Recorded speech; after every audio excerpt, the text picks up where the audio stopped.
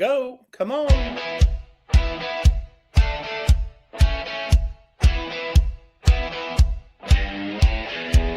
Kicking up dust on a rick house floor. Charred oak whispers we can't ignore. Stories in the mash, fire in the grain. Raise up your glass, feel that bourbon flame. We're the Bourbon Legends, let the spirit flow. From the backwoods stills to tonight's big show. Every drop a story, every sip that's drowned. We're Bourbon Legends, let's throw it down.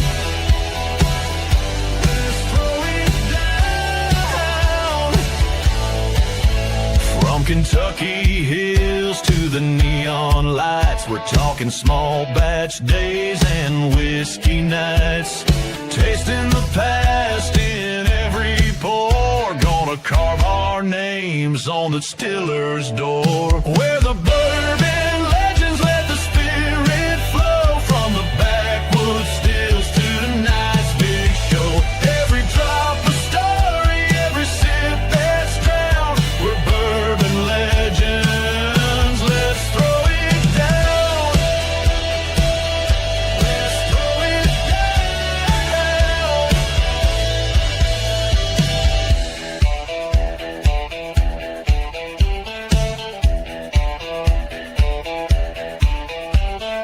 Raise 'em high, feel the fire.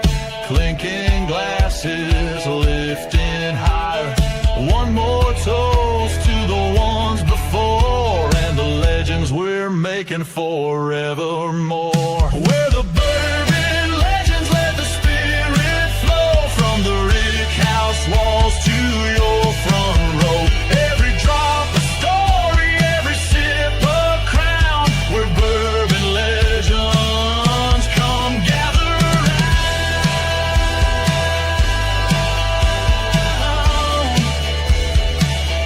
Come gather round.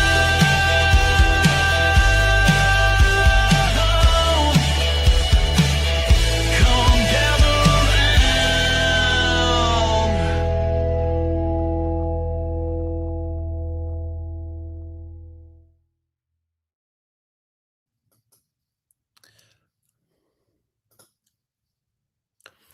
Hey everyone, you never know that that little entry thing. Sometimes it pops up and says Thirsty Nite Live, and sometimes it just shows my ugly mug.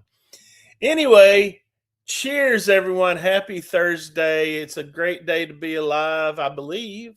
I'm looking over here at the comments and I see we've got a lot of new people on watching the show tonight. So I want to say welcome to the show. This is Thirsty Nite Live with the Bourbon Legends, May 14th. Hope you're thirsty. Starting out, I want to say hi to Chill Will. I hope Will is tuning in and watching the show. For a lot of you people that will follow the show, you know Will's had surgery this week to remove his cancer of his bowel, and I believe they got it because they took out I think they took out all of his bowel. So Will, we went down yesterday, Roger and I, and visited Will. And so hopefully Will is watching the show, or otherwise he may not be, and he'll watch a rerun. Won't he, Roger? Most definitely. He was in good mood. And they didn't take his whole bowel. They took just his colon. I'm sorry, his colon. I'm sorry. That's right. Let's get it. Resect that on down a little bit. He's still got stuff left. He can still eat. Which he was supposed to eat solid food today. So we're pulling for you, as you see up there at the top. I believe it's above me. We've put the blue ribbon out for Will and Team Will, and I've got my F Cancer shirt on for Will tonight. So we're with you, brother. And I hope whatever solid food you had today was actually good. I hope it was better than that Jell-O that you had yesterday. With that broth. Yeah. So Roger, Yes, long time no see, huh? What, an hour? Something like that? Yeah. Yeah. I left Little Rock about 6:30, maybe. Yeah. Got home at 7, ate a quick burrito, and logged on the That's show. good. So, yeah, that's what we do on Thursdays, right? Yep, it's always running around, getting prepped for the show, doing some stuff, and it's always something else we got to do. So Mm-hmm. good to see a couple of people, and um, we're going to be running. I'll be running bourbon all day tomorrow. I'll be hand delivering a lot of bourbons. Bootlegging. Roger's going to be Bootlegging. bootlegging tomorrow. Hey, Ernest Peacock, good to see you. Hey, we don't ever talk about our guests near enough. We should talk about them. If you guys are new here, even if you're not new and you're watching tonight, just log in there and say hi, and we'll try to reach back out to you and say hi to you. Right, Roger? We can do Yeah, that. that's normally Will's job. So we're going to really try our best to get it right. Yeah, I was really hoping Will was going to be here in the background doing this stuff, but he's probably sleeping it off right now. If I'm him and you're in that hospital relaxing, I would. Yeah, Yeah, well, last night it was pretty cool when the nurse came in and offered us chicken wings and soda or whatever we wanted, and yeah, we were like, anything you wanted from the bar. Or we asked for a Stag Junior. She says that's wrong kind of bar here, but anyway. So yeah, we're glad to have everybody on here tonight. We got a special guest from Brewtally Honest Bourbon. Brandon Carlton's going to be on in just a little bit. And hey, if you guys need a pour and you haven't figured out what you want to drink tonight, our kind of little internal theme is going to be Old Glory single barrels. I'm drinking from the People's Pick, barrel number 626. Roger, what are you having? well, I'm having an undisclosed barrel that is a Tennessee bourbon, 73 corn, 19 rye, 8 malted barley. It might be in the 700 range, and it's very good, very good. And then I'm going to move on to, of course, the Bourbon Legends pick, barrel number 215, which We we'll have more info on that soon. Yeah, we have a little bit of news on that one as well. So I tell you what, and we've also got a little giveaway tonight, or I don't know well, anyway, we'll get to that in a little bit too. But we're going to have a bottle that's going to be up for grabs. So stick around. We'll be right back with some news that you will not want to miss. But first, excuse me, we're going to have a word from our sponsor, the Allocated Tears. We'll be right back, folks. Unicorn bottles, magical, affordable, that's hilarious. You camp, you wait, you dream, and you still go home empty. Another day, another store, another emotional support pour. Finally, something you can get allocated. Because your eyes deserve better than this. Just a few drops, a deep breath, and a moment of silence for your bank account. You know you can't win the lottery every time, but you can win the war on tears. Allocated tears, lubricated eye drops. Because you can't buy happiness, but you can hydrate your disappointment.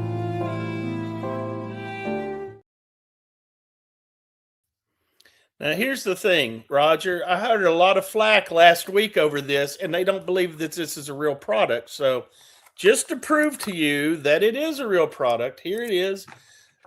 Your very own bottle of all Allocated packaged up. Tears. This is all preliminary packaging. This has all been, it's awaiting all the official things. They've actually put the solution in it, so they're waiting all the final approvals. But we're doing the allocation of it, and man, we'll put it out on our website soon. I feel so much better now. These things are really soothing. When you have that disappointment, just reach for your Allocated Tears. Moving right along tonight. Oh, well, I thought this was a very special news story. It's one that's kind of out there to me anyway, because a lot of times you hear about whiskey of the year, bourbon of the year, but what about the world's best rye? And the key word is worlds. Okay, because you want to tell them where this came from? Well, if I'm not mistaken, it's a Spanish oak cask seasoned with Pedro Jimenez sherry. Absolutely. and it's a similar format. It's a small cask. They do it in these 100-liter barrels, and it's Spiderate or Ciderate. Ciderate. Yeah, Yeah, you that's got to it. roll. You got to roll your tongue. Got to roll the tongue. Yeah, Ciderate. Yeah. yeah. Apparently, it won a silver medal, but then it won the gold medal, and then it was named world's best rye. So I So don't know about the rest of you. I've not seen it on the shelves in Little Rock. So I'm if you pretty have a sure. bottle, I'm pretty sure you have to be in Spain to see it. Heavily rotated on a shelf. So well, they got Glencairns a whole bit, so it must be really good. yeah, So either that or AI. You never know. you never know. And then you have Four Roses. That is actually it is still an American product, right? Yeah, it was. Yeah, it's an American product now. Yeah, definitely. Yeah. So these are just the single barrel collections that are going to be rolling out sometime in May. As a matter of fact, they may already be rolled out. I just haven't personally seen any of them myself. And that's one of my favorites is the OESQ. OESQ. Yep. I would read what it says, but my eyes are full of allocated tears right now, and I can't see it. Well, there's OESK, or excuse me, OESQ, OESF, and OBSK. And those it's basically the difference in yeast, correct? And the rye and the mash bill. Okay, so that's the Right. OESF, right? Is the Yeah, rye? That's the rye. The different ryes. Amount of rye whiskey in there. Or rye, yeah, used in the bourbon. So be looking for that. I did see a single barrel on the shelf tonight when we were out earlier making our rounds to the liquor store, but it was not one of these. I don't know. No, those are the barrel strength ones. 107 liquor has the barrel strength, which I believe are really nice. Now, something else that's coming out, or actually it came out last weekend. I'm not going to lie. We rolled these over from last week. I mean, it takes too much work to put these things together to throw them out just because you're 1 week late. But Hard Truth just released their Mizunara finished wheated bourbon. And so if you like Hard Truth, you like wheated bourbon, and you like Japanese barrel, you need to look this one up. Yeah, we were at the distillery and they were offered to us there, so it is brand new release. Yeah, brand new. We didn't get it. I don't even know if they have it. I'm sure they have it at the distillery, but you never know. Oh yeah, that's probably the main place they have it at is the distillery. Probably. And then also Heaven Hill. Now this is a rumor that Heaven Hill this year is going to come out with some new bottled and bond, some different expressions. And I'm curious about this. What do you think, Roger? I think it's going to be interesting to see which product they're going to do in a bottled and bond type format. Mellow corn bottled and bond. I mean, it's a possibility, right? It's a possibility. I mean, there's quite a few that you could throw in there, and I know that would be very popular. Mellow corn has its own underground people that love that stuff. So, do you think that I was going to say? Do you think that maybe we could see like one of those Chica Pen barrels? That would be a B&B. They'd have to lower the proof down on that if they were. Yeah, and it's the same juice. I'm thinking it. They already have the Heaven Hill bottle and bond. They're going to keep that going, but it'd have to be one of the other. Well, could it be a larceny? That's a possibility. I mean, we know it's not going to be an Old Grand. Old Fitz. It's not going to be an Old Fitz, right? Old Fitz was already put out. So anyway, we'll see what happens. If we can find out anything else about that, we'll let you guys know. Or if you guys find out first, let us know. Hell, we don't make the news; we just report it. Well, we kind of make the news. One of the things that is making the news tonight is Buster's over there in Memphis, 2 locations, one on Highland and one, what do you call it, Buster's East? Is that what they call it there, the new store? I'm from Arkansas, so it's like Walmart. Like you got the new Walmart and the old Walmart. So the old Busters and the new Busters. But right now they have our store pick, their store pick, the Bourbon Legends pick, and it's a special price, $74.99 plus tax. So go over there. There's a limited amount that's on the shelf, or on the barrel top rather. So go over there and tell Josh that we sent you. Yeah, it's going to be nice to have both. That's the rest of the barrel 215, which I'm going to try again here in a little bit. But he picked up the rest of it to sell it in the Memphis market, and I'm sure it will move. Yeah, Highland and East is how. Highland and East. Ernest got it. Yeah. Yeah, Highland. Correct me if I'm wrong, Ernest, but Highland is the old store, correct?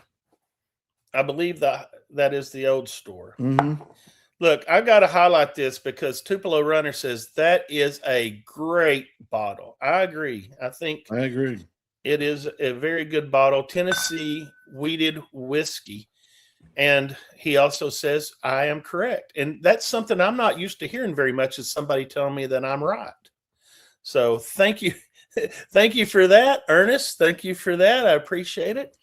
And then one last thing that we want to bring on here. And Roger will talk more about this, because Roger is a fanboy of this one here.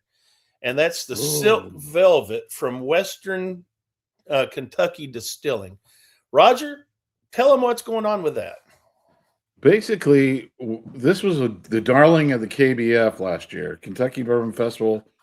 A lot of people had it at the festival. They had it released it there, and it started making it out into the state of Kentucky. But it was limited to the release in the state of Kentucky. Well, they've opened it up to the state of Tennessee now. And Buster's on Highland is going to be getting the single barrel and the small batch, which are both the same proof, 107 proof, same mash bill. And what the small batch is a little bit cheaper, and the single barrel is a little more expensive. And we don't know which single barrel they're going to end up getting, but they should have it. The earliest would be in this week. It'll probably be next week. They'll have it in the store downtown in Highland. And I can highly recommend it. I think there's a few people that went to the KBF that are part of the group that enjoyed it. And it's kind of nice to see it show up in a market close to us, because I know I've got a bottle of each going to be held for me, and I'm going to go pick that up. And I think, Roger, I think you said too, like if anybody here locally wants that bottle to get a hold of you, and maybe you can mule it back or something. Is that what you said? Yeah, if anybody in Arkansas needs it, I'll be going over there to get some, so we can do that. But let me know. But the key is just if you walk in there and buy it, let them know you heard about it on the Bourbon Legends. There you go. Who did you talk to over there, Roger? Miss Lauren. Lauren. Okay. Yep. Well, she works. Tell them Gomer sent you. And finally, before we bring on our esteemed guest, we want to do a little giveaway tonight. And here's how this is going to work.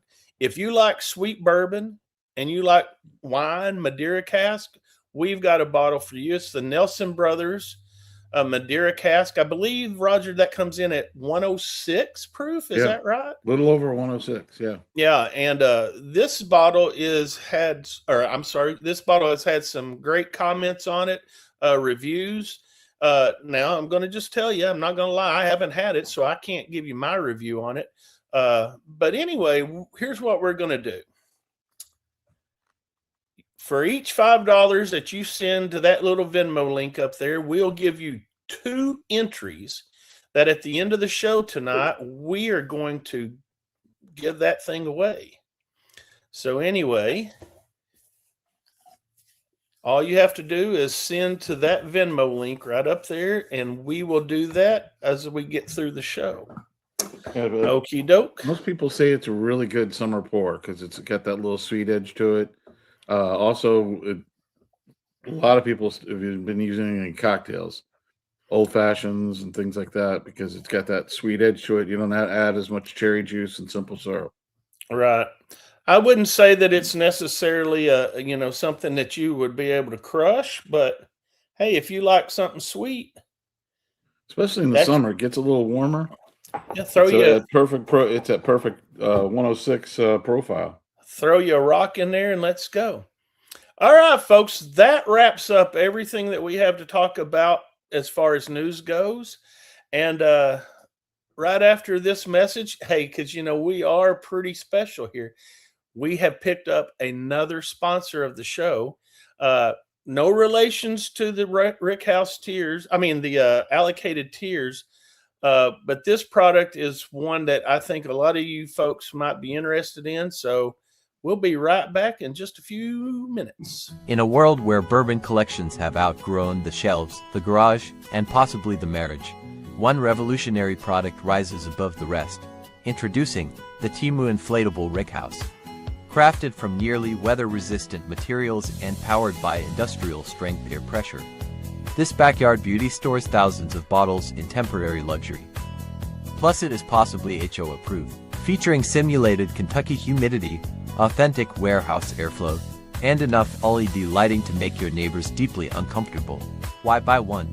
Because every bourbon lover deserves a place to hide backup bottles, the bottles they absolutely do not need. And with room for every allocated investment purchase, you will finally have storage worthy of your questionable financial decisions.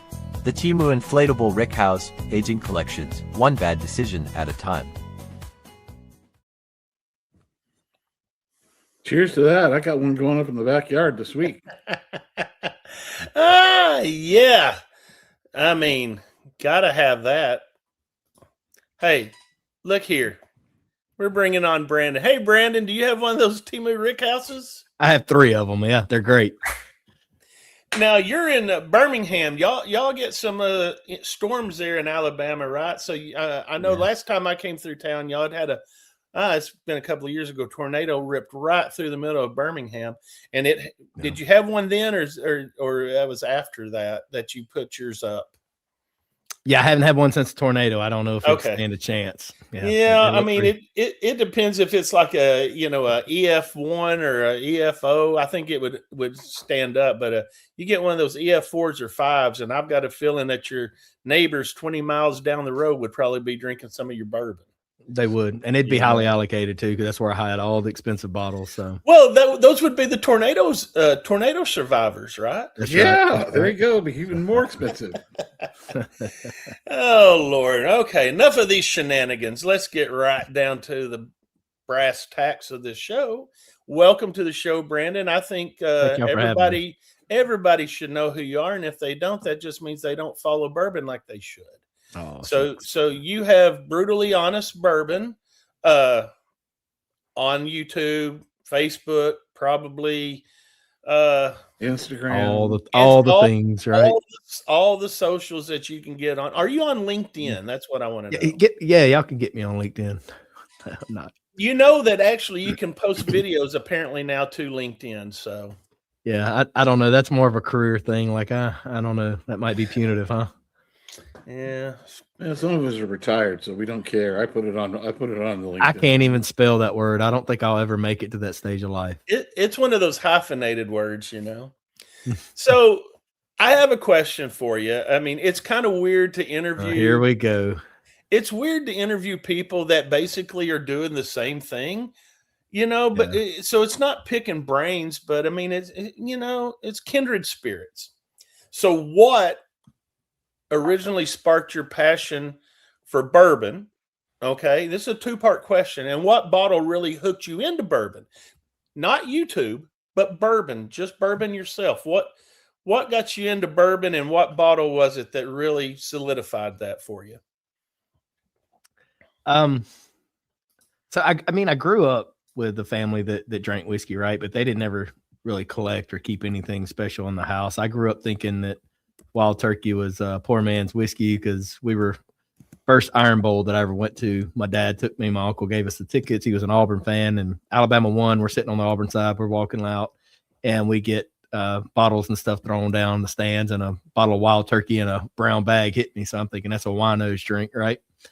But I knew what Jack Daniels was, knew what Jim Beam was, and then my uncle was all into the flavored whiskey. So holiday times, that's what he and I would enjoy, Jim Beam apple and that kind of thing. So I moved to Birmingham and didn't really drink a whole lot, have some beer here and there, or maybe have some cocktails, really liked old fashions. And my neighbor across the street moves in, and we get to talking. He said, man, do you enjoy bourbon, cigars? Like, yeah, I enjoy both. I was like, I've got some Jim Beam apple over at the house. And he was like, man, I'd love to have you over sometime and just introduce you to some of the bottles that I have. And so I go over there, and he's got a cabinet with about 60 or 70 bottles in there. And I was blown away. I was like, who in the world has 70 bottles of whiskey? Like, I don't have 20 bottles of liquor in my entire house. And then he just starts introducing me to, what bourbon is, what whiskey is, what rye whiskey is, what Scotch and single malts are, what single barrels are, what bottle and bond is, all that. And I had no clue what any of that really was. And started going out and trying to find bottles that I liked because he was sharing with us. And so I'd take notes and I'd take pictures of things that I liked at his house. And if I went to a store and saw other things, I'd send him pictures and say, what about this one or that one?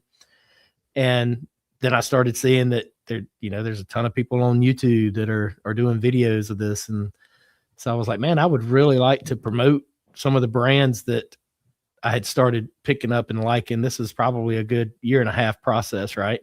And so Seth Detling's a good friend of mine, went to high school together. I ended up meeting Matt Crittenden through all of this, basically bringing Crittenden back to Alabama that we weren't getting here for friends. And in those friendships, I developed a desire to really like just kind of promote and tell people that this is really good stuff, right?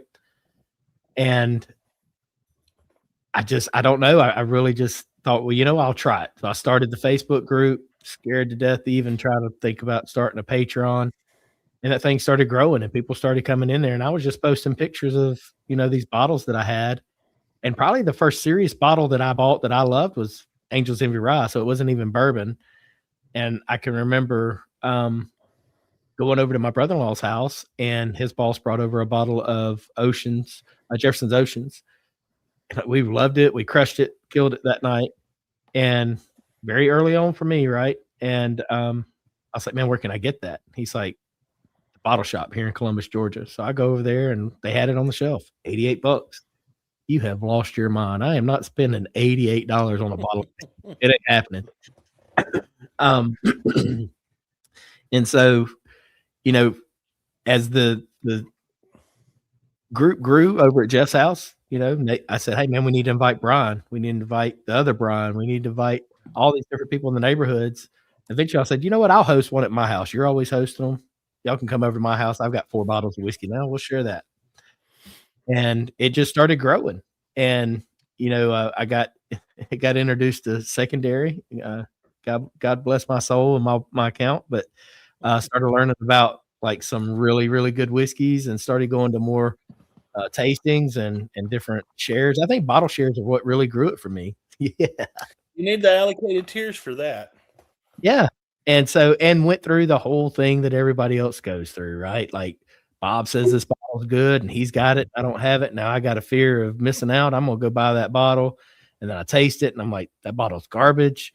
And I started really learning that I'm chasing all these bottles, buying all this whiskey, and I don't even like half of it. It's just like, it's the adult version of basketball, baseball, football cards, right? Absolutely. Absolutely. You got that Michael Jordan rookie or that Barry Bonds rookie, man, I want it too, right? I don't even watch baseball. I don't even like Barry Bonds, whatever, but I want that card.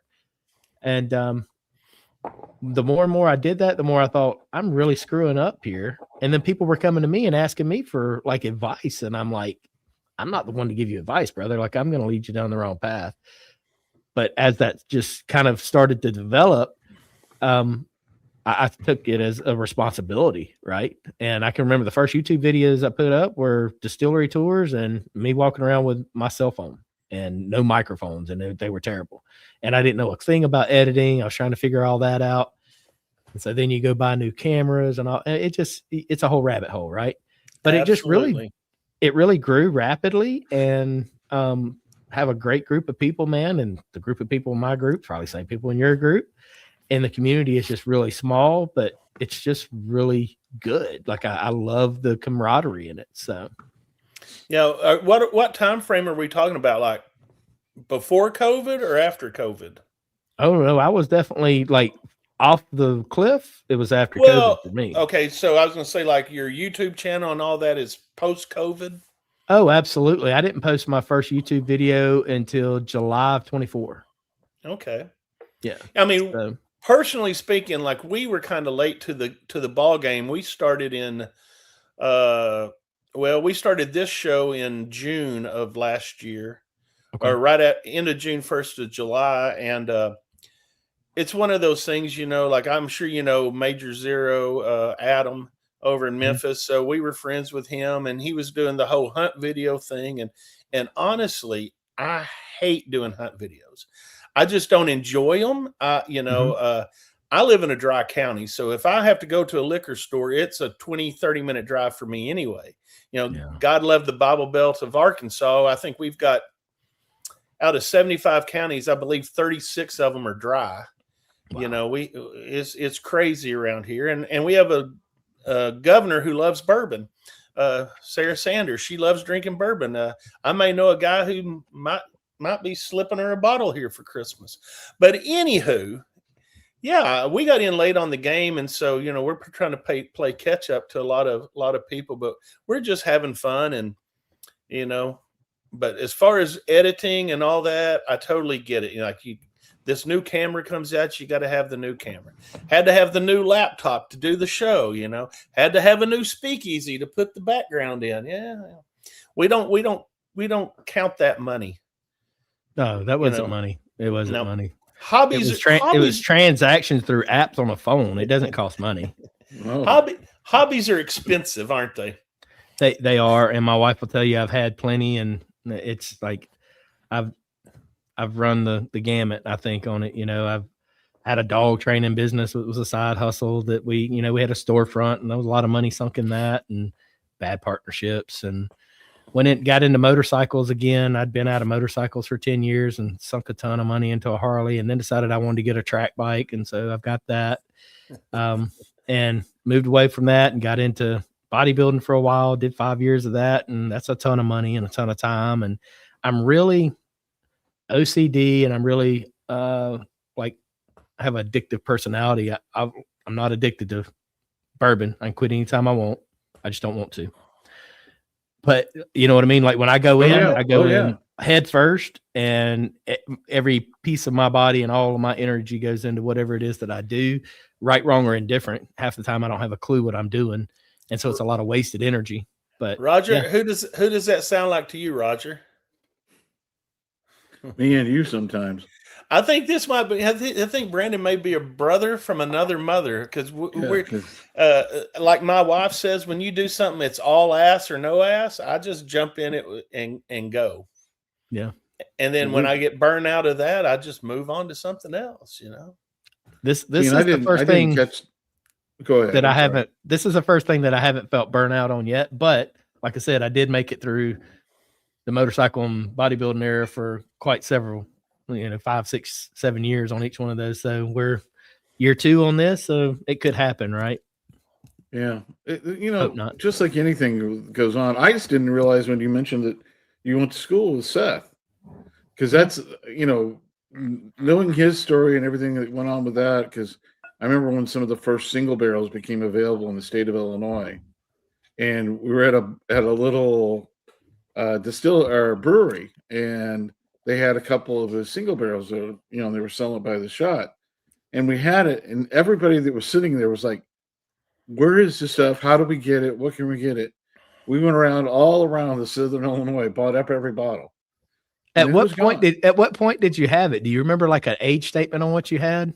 Oh, so you're saying single barrel, so it was a brown label, right? Yeah, they were all brown tops, and they were. So you didn't have the green one, the small batch. Oh, I had the green, the under 2-year job. We had the bottle and bond. We had the bottle bond's pretty good. Stuck and got all those other places. It was how it just kept going. And like you said, it's just, and I even contacted him one time just through an email and asked him, hey, do you know what barrel was dropped in Illinois, and he told us the 2 barrels that were dropped, and we hunted them all up. But it's fun. That's the It's whole good that idea. it's good that when you tried it, you liked it. Because when I first tried it, I called him. I was like, Seth, I can't get behind this dude. Like, what is that? He made beer when we were in high school, him and Ben. So Ben helps him at the distillery now. Yeah. And Ben's dad owned a tire shop growing up, and Vicky, Seth's wife, worked for Ben's dad. So she worked for Brantley's Tire, and Seth got his tires rotated twice a day. Because he liked it. And I just remember, growing up with those guys and hanging out in the fields, drinking beer. But I remember when he made that beer, it was terrible. It was cloudy. It was his first time, right? And the next thing I know, he's making crew rum, and it's pretty dang good.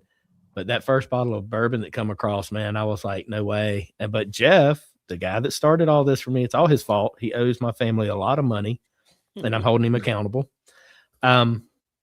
He gave me my first bottle of Brown Label single barrel Detling that came from an ABC store here, and I was like, oh my God, like I really loved it. And we were just there yesterday and did our second barrel pick with him for the group. I've done tons of barrel picks there, but this is only second one for our group. And for the first time, my wife sat there and drank all the samples and articulated flavor notes and enjoyed it. She doesn't like bourbon, but she had a blast yesterday. So yesterday was a big day for That's me. a good Big thing. win. Yeah. Yeah. Cool. Yeah. If you get the wife into it, then we have been through Detling. I don't know. It was probably about a year ago. Like, we were buying all the Detling we could find, and we would make runs, and people would mule them, and then I built this speakeasy, and then you can't see it. It's right over there, but I've got like 14 or 16 Detlings. I'm like, I think I'm Detling good right now. Yeah, you should be good. I don't think I need any more. And they're all the old label too. So, Are they? yeah, I don't I have will one bottle of the new label. So I will say that with them being single barrel, now they're not all exactly like one single barrel, because you can still have single barrel as long as it touches new oak. So he does do like some consolidation, because his angel share is very high.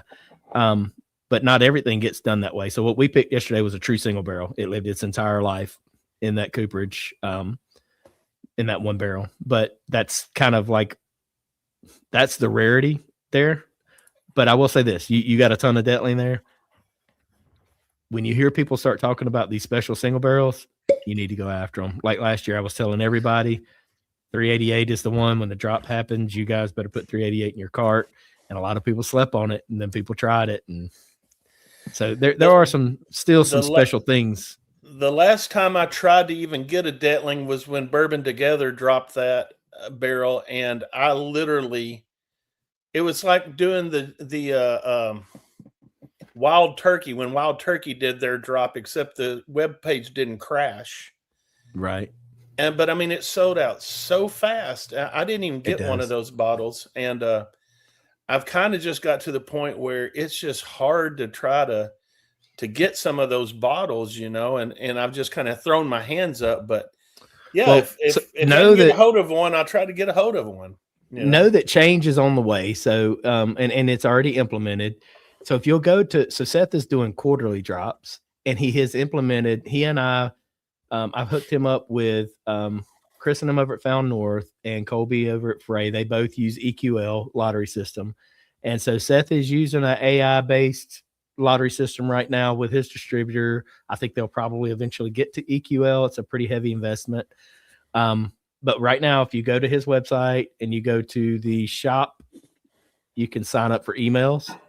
And there's another line on there. It's just the same. I don't think it's about us, but I know on the shop one, you can sign up for emails, and it will email you information about Detling, and it will tell you when the lotteries or drops are happening, and you can sign up, and you can sign up for particular bottles, and Seth will already have them like laid out and tell you all the tasting notes. And then if you win one or all, you get emailed a link, you buy it. It's smooth as butter. It's no longer that, like, he had 15,000 people on for his last quarterly drop, at one time. It's like Russell's crushing this, just Yeah. crashing the website, right? That's crazy. And Caleb's group is that way with Bourbon Together. Like, it's a free for all. You know, I think his group's 700 or 800 people. He keeps it real tight knit, and he drops it, and it's like, go get it. I do it a little differently, but I mean, I have Patrons, and so I drop links periodically throughout the day to each tier, and that tier gets an amount of time to get their bottles, because I don't care if I sell out a barrel in 30 seconds. I don't care if it takes 3 days, 5 days, or 6 weeks to sell a barrel. That's okay. Luckily with the group, it doesn't last long, but I don't want anybody to be frantic and get that whole wheel of death, right, where they can't get it. So, and I'm sure as time goes and the tiers grow, it may become more frustrating. The barrel we picked yesterday is going to be short. Last year we got 256 bottles. This year we'll probably get 150, 180 bottles. And so that'll be frustrating for some people. And I mean, it's unfortunate, right? But I like for it to be stress-free, right? So the top tier knows that they're getting the email first. They know that they get an hour or two head start on everybody else. And, you know, I try to do it not in the middle of a work day. So sometimes we drop it other times, but yeah, so Seth's doing some things, and it's going to be easier going forward. Talking about trends and whatnot, what's one of the trends in bourbon that you really love, and what's one that you just think has gotten out of hand? You didn't give me any of these to study on. I mean, talk about That being on the is so. spot. That is the whole beauty of this show. They're really softball questions. I mean, Yeah. it's kind of. Oh, are they? Well, I mean, it's kind of like saying, what notes are you getting off of that? I mean, you can say anything, and there's no right or wrong answer. So trends that I'm enjoying, and what was the second question? And the trends that you might not. Yeah, trends you don't enjoy. That you don't enjoy. Like one of the trends I don't enjoy is what we were just talking about. Is trying to fight to get a bottle. I mean, there was a time where I would do that. Now there's a time where I wouldn't. There was a time where I would spend the night to get a bottle of CYPB, and now I wouldn't stand in line for 2 hours to get one. So I get it. You know. I get it.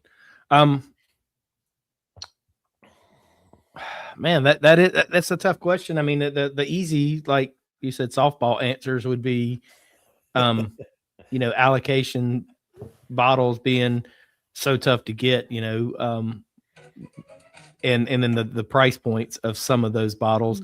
So I have a love-hate relationship with secondary. So that's a trend that kind of answers both sides. I'm very thankful that it exists, because we can get some of these bottles that we couldn't have gotten otherwise because they're gone. But it just gets really out of hand, and people just knee jerk on it, and I don't like that. Well, I mean, but here's the thing, Brandon. Think about this: we're at a point in time now in our bourbon journey, if you will, where all that is taking care of itself. With a downturn in, well, let's just face it, downturn in the whiskey business, period, an upturn in, gas and oil prices, people are going to have less money to spend. There's already a gluttony of bourbon out there that's just setting. I mean, it should be a win-win for the people who have a little bit of money in their pocket that can go out and buy something, at some point. It's sad for the people that invested in it, right? They bought the bottles thinking that this bottle's going to be worth X number of dollars. Well, this one right here in particular, I did not pay the $800 2 years ago that people were trying to get for it. Thank God. Good for you. Good for but you. have you noticed? I have on socials within the last month, there have been more people posting that they've gotten an orange Weller single barrel. SRP. I mean, it's just out there now, they're flooding the markets trying to, do whatever they can to increase sales, right? E.H. Taylor barrel proof sitting around like crazy. Yeah. Oh, yeah. The next 3 Wednesdays at Buffalo Trace at the gift shop, you're going to be able to get E.H. Taylor 4 grain. Mm-hmm. I haven't had 4 grain E.H. Taylor. Have y'all? Yeah. Well, we could have if we would have got up early a couple of weeks ago and went over there, but they were dropping Eagle Rare, and we're like, Man, we have so much Eagle Rare. Why would we go and stand in line? I don't own a And bottle. and then hear it come out, all this 4 grain, and it's like, we could have had that bottle. It's still fun to have FOMO. I'm sorry, it's still fun. It But is. It really is. And man, sometimes I wish I could get past it, but there's certain things that I'm good, right? But sometimes it's just my buddy just got I call him my whiskey Yoda, and I was hanging out with him this past weekend, but he just got a Booker's Rye and a Booker's 25. And he and I both agree that none of us need all this whiskey that we have. And so our thing is splitting bottles. It's not a prime opportunity or chance for me, but he's like, hey, you want to split these bottles? And what do you say, right? Like, it's Booker's Rye. Like, you don't not split that with him, right?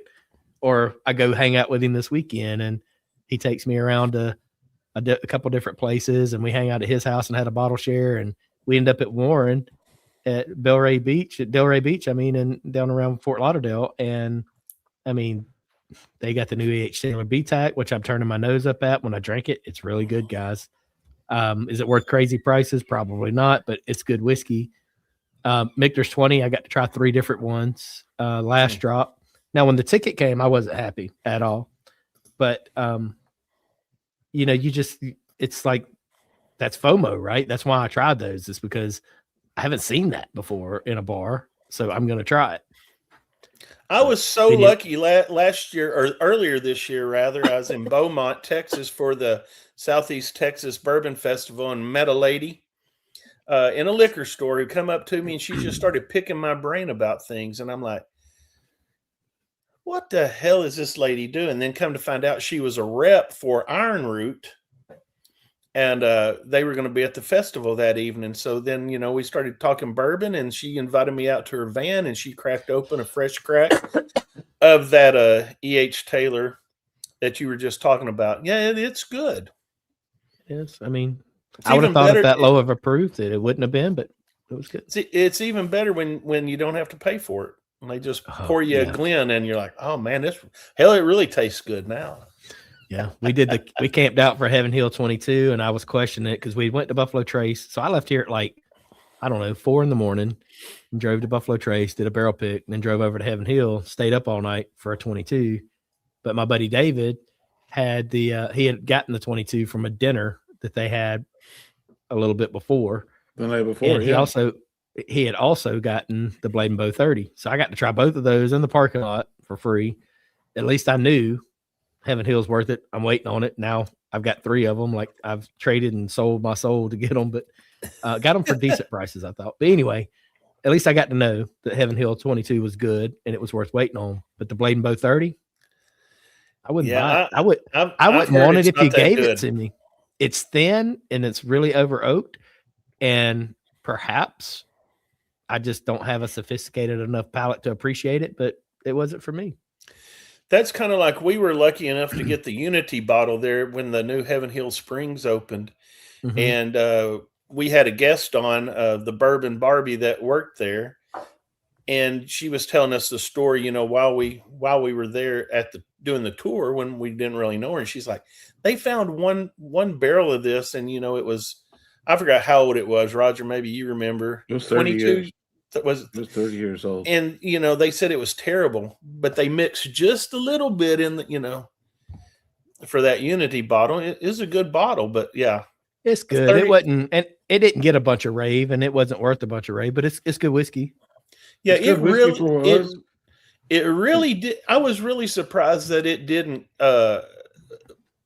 catch a lot of FOMO. I mean, I've heard it's sold out now, but I really thought that was going to be something that people were really going to explode over. But we were freaking out over it at KBF, hoping to get it, and a lot of us didn't. But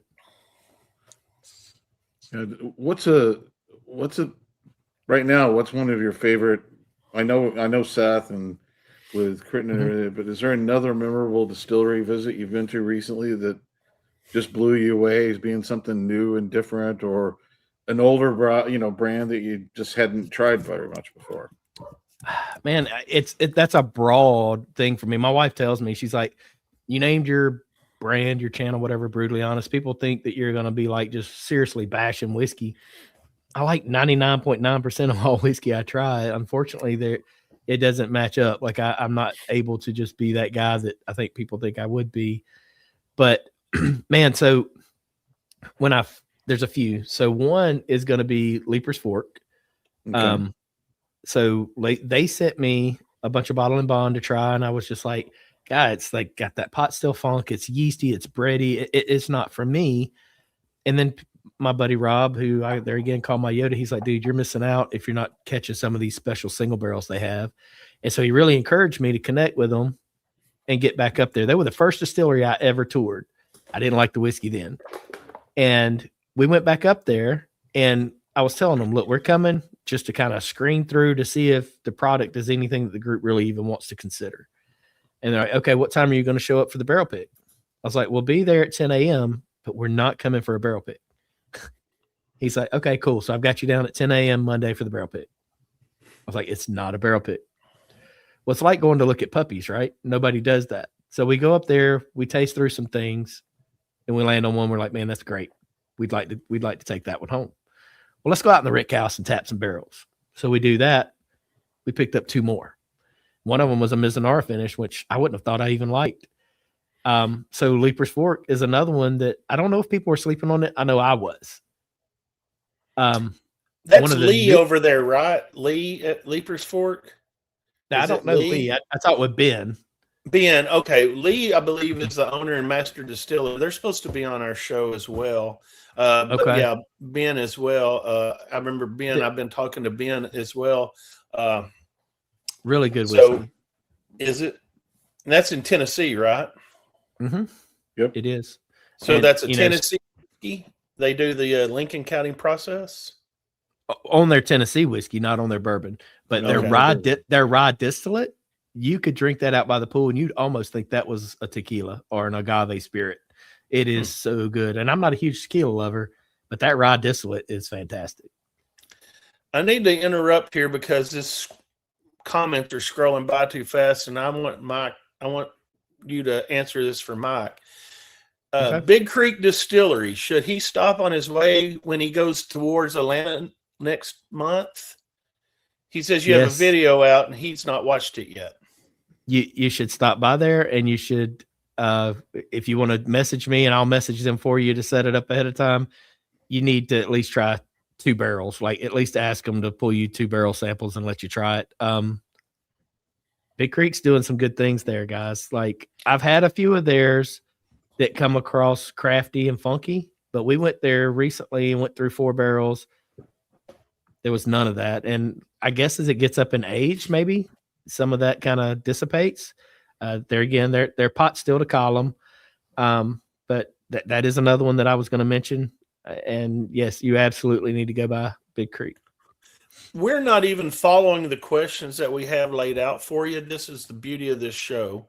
Okay. Now that you start talking, and then we just start going down a rabbit hole. So I brought this up the other day on the show and didn't really have a lot of comments about it, but I wanted to get your opinion. As a drinker, I'm a taster. A taster, okay. As a taster, most people that have a drink, they don't really know what a pot still tastes like. Because 90% of what we're drinking is basically clear spirits that are aged in a barrel, and you're getting all that barrel influence. So do you think, and this is just your personal opinion, do you think that more people would like pot still if they would just drink more of it and get a taste for it? I mean, I know there's that funkiness. We call it earthiness. I rather enjoy that. You know, like a wild turkey, we say wild turkey funk, it has that earthiness. Well, all pot still, for the most part, I think. What's your opinion on that? I think it really comes down, it's subjective. I think it comes down to the yeast strain and the mash bill that they're using. I think pot stills are way more methodical in the way that they do cook it. So you can easily scorch it, right? I don't find all pot still to have pot still funk Are you going pot to column? Because I think that cleans it up. Are you going pot to thumper? That could leave a little bit of that funk behind.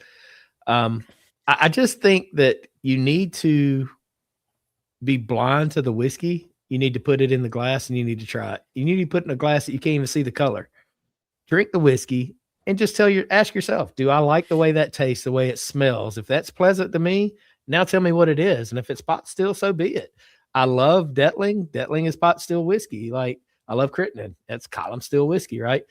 I love Old Glory stuff. I don't get any crazy funkiness on this, and they're pot still and column. So, but that pot still funk, that turkey funk, some of those different crafty, funky notes, I do think that they're acquired.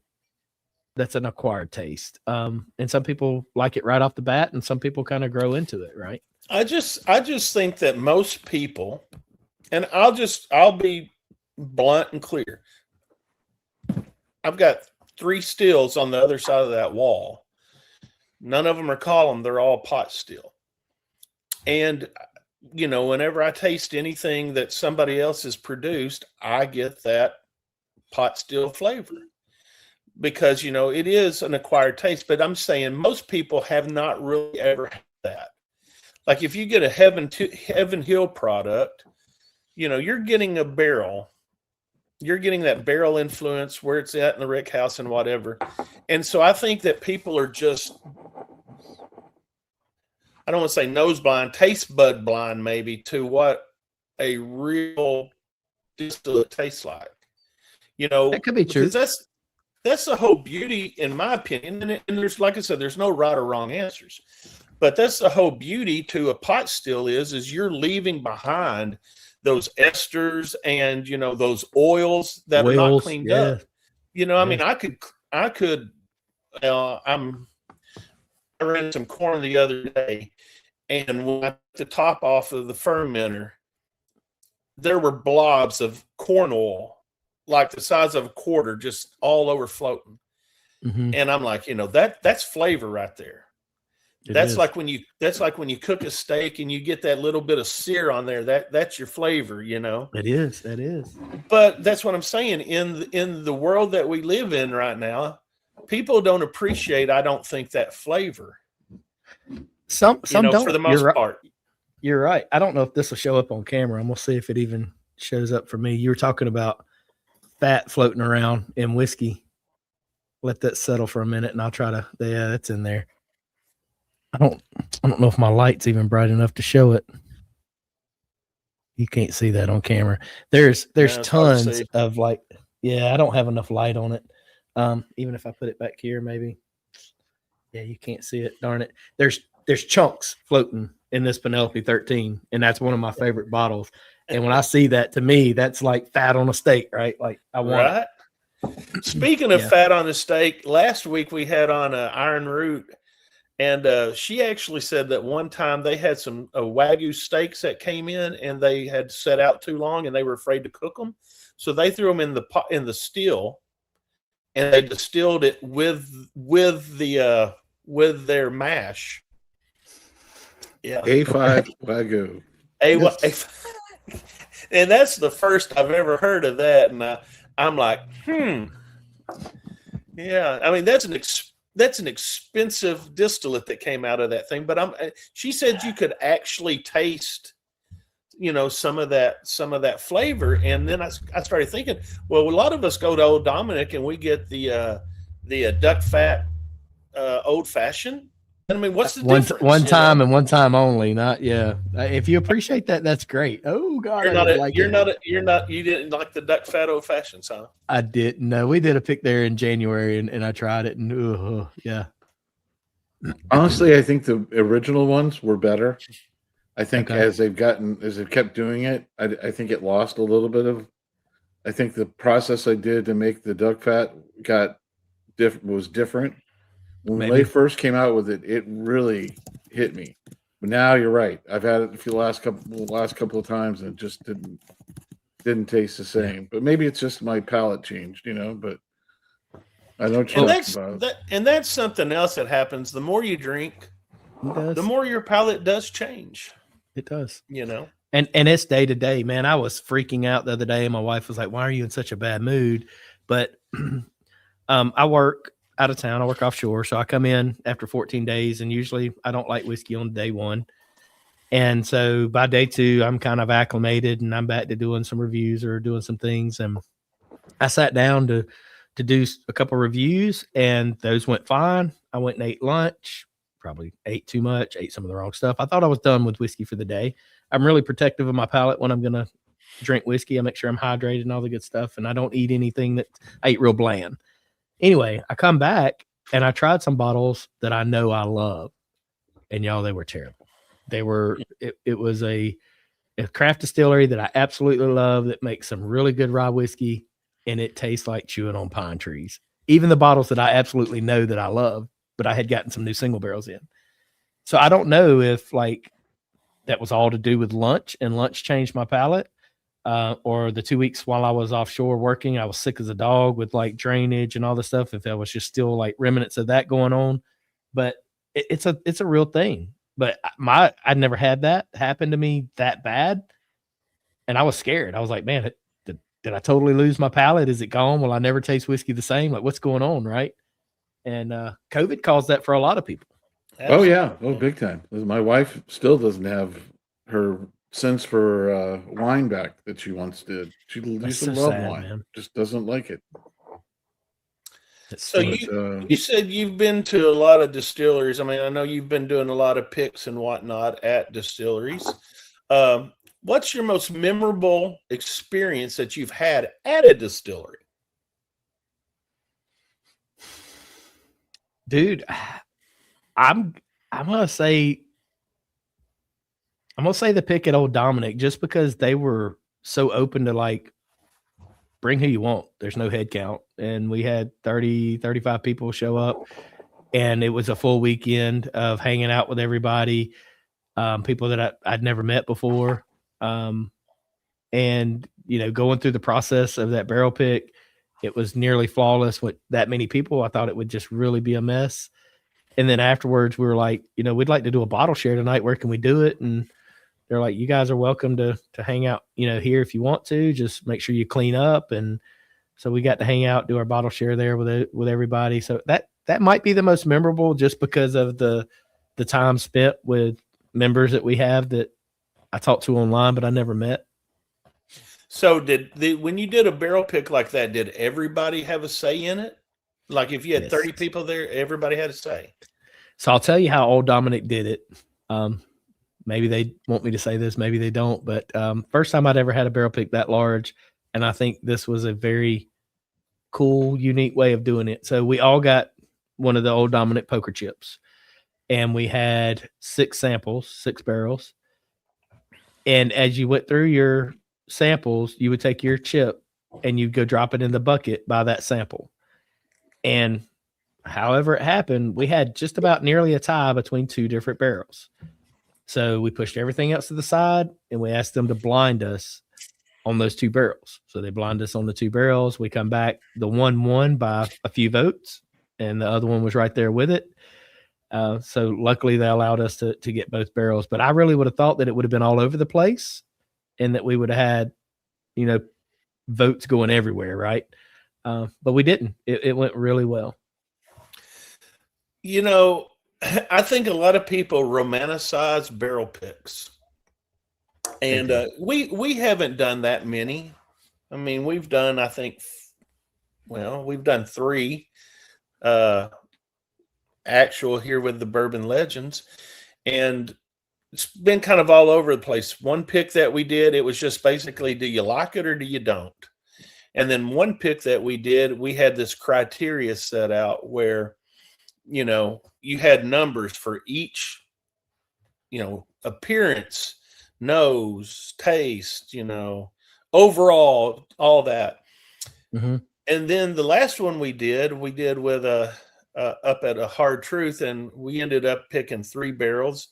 And it was just kind of like, everybody, what do you think?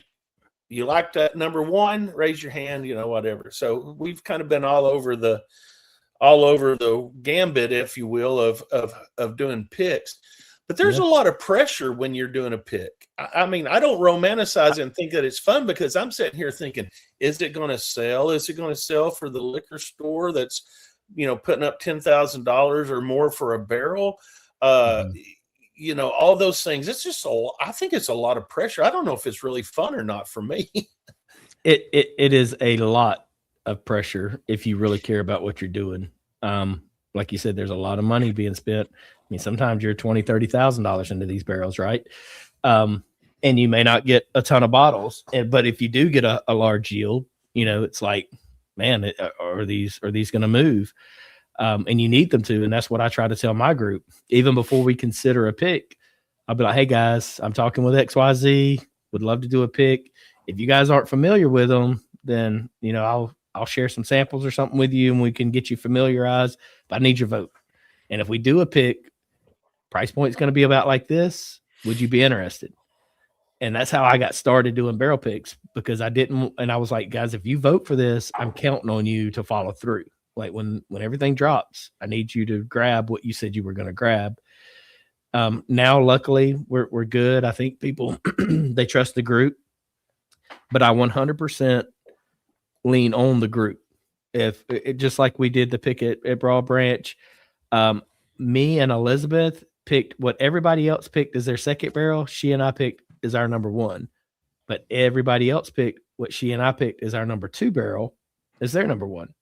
Well, the majority wins there. So we go with that barrel. Obviously we begged for two, but we couldn't get them.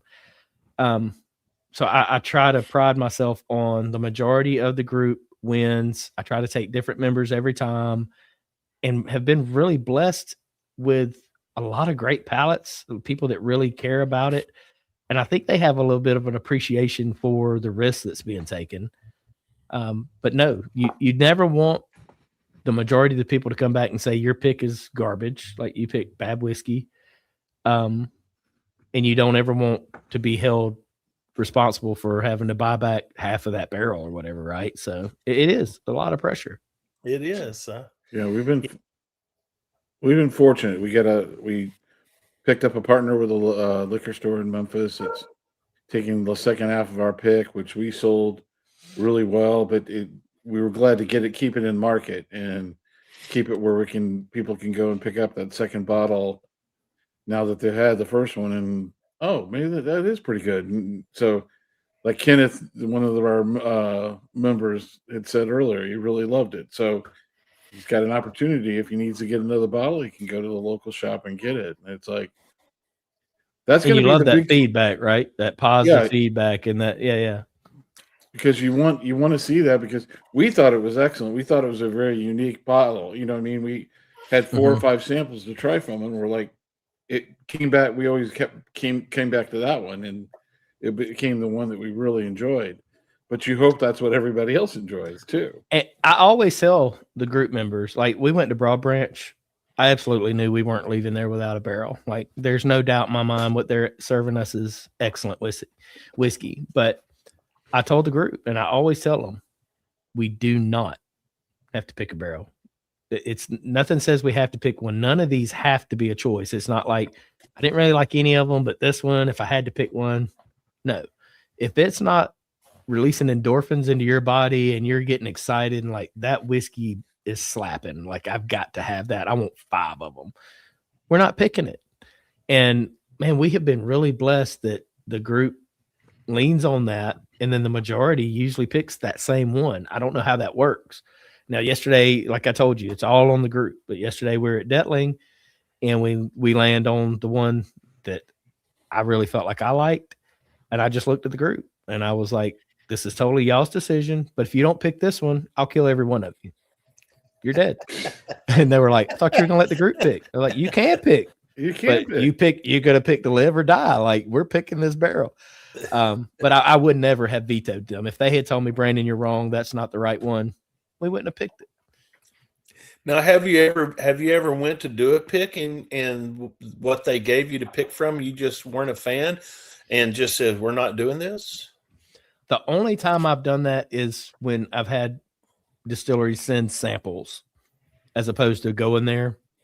Because if you're there and what you run through is not quite what you want, you can ask for more, right? Right. But no, we have stepped away from samples being sent and just been like, it's good whiskey, but it's shelfers. Like it's not something that really nothing that Yeah, shines. it doesn't elevate your brand. It doesn't elevate my brand. Like, yeah, it's not shining. Yeah, And seriously, guys, like I want tonight, like I'm drinking Old Glory, absolutely love Old Glory whiskey, right? Their bottle and bond, delicious. But does it make endorphins fire? No, it's just good whiskey. But then I get to this double oak that they just released, and I legitimately got excited. Like I wanted to stand up and dance. That's good whiskey. So that's what I want. And unfortunately, 2/3 of my collection is not that. Right. Well, I mean, this is something I've always pondered on is our pick, whatever it may be, was more than likely somebody's reject. I mean, if you think about it. Well, I mean, and potentially. I mean, you never know what somebody else has turned down. And then again, like we did our pick at Old Glory, and then we found out later on down the line that other people had tried it and wanted to buy it, but it was gone because, of course, we chose it, which that always makes you feel good that other people wanted what you had, Yeah, absolutely. So, yeah. No, So I worried about that with, we did a rare character pick talking about hard truth, like really long story. I'll try to tell it quick. Spot 280 went with them to do barrel picks in Kentucky. So we left here on like a Wednesday morning at like 4 a.m. and we go to Jim Beam. We pick a Knob Creek. We go to Cox Creek. We pick a barrel there, like a cigar American light whiskey. We left there, spent the night, went to Green River the next morning, left Green River and drove all the way to Indiana to Hard Truth, picked a barrel there. We also picked the barrel at Green River, ate some great food, and then drove from Indiana back to Alabama. I get in my truck and drive all the way to Rome, Georgia. And the next morning at 9 a.m., we're meeting Rare Character. They brought some good stuff in there, and I feel like we picked a good barrel. But I wonder, out of the samples that they provided us, did we get any of the cream of the crop, or was it already gone? So there is that, right? There is that. But the thing is, if you like it and if it checks those boxes that I mentioned earlier, it doesn't matter if the other group rejected it. And the groups love to say that, oh, you picked barrel XYZ. Yeah, that was our reject barrel. Okay, well, it didn't line up with your palate or your profile. That's okay. Doesn't mean that I don't like it or my group doesn't like it, right? So yeah, it just needs to check the boxes. If you're going to spend that money on that whiskey, it has to check the boxes. Tupelo Runner asks, what about Peerless Henry Craver bottle compared to the 10 years he put it up against? Your thoughts? I mean, I don't want to give out the results of the video. Like, I got to edit that and put it out, right? Yeah, we did. So Brandon Green and I posted a picture on we posted a picture on Instagram today of a bunch of 10 years. So how that started was everybody's going crazy over this Henry Craver 10-year. I talked with Jason C last week, and he's like, dude, it's fantastic whiskey. And he really had me questioning my existence in whiskey because I thought it was good. I absolutely love Peerless, guys. Like Peerless Double Oak Rye and Peerless Double Oak Bourbon, freaking fantastic, phenomenal whiskey. They use USA glass. Like, I don't mind paying a little extra for it because they go the extra mile with what they do. Low entry proof, more barrels, that kind of thing. But that 10-year, like, I haven't even put that video out on that review, but you don't have to tell Kenneth. He doesn't need to know. He doesn't need to be the first to know. I'll just say that it made me question whether it was the best 10-year because so many people are saying that it may be. So we did a video today, and we put it up against some other 10 years, and those results will be out soon enough. But I will say this: don't go pay secondary for the Craver 10-year. There are certain bottles I think that are worthy of that. Have William Heaven Hill 22s that keeps coming. Not William Heaven Hill, the Heaven Hill 22. William Heaven Hill 19. I won one for $250, and it's about gone. And God knows, I wish I could get another. Fantastic whiskey.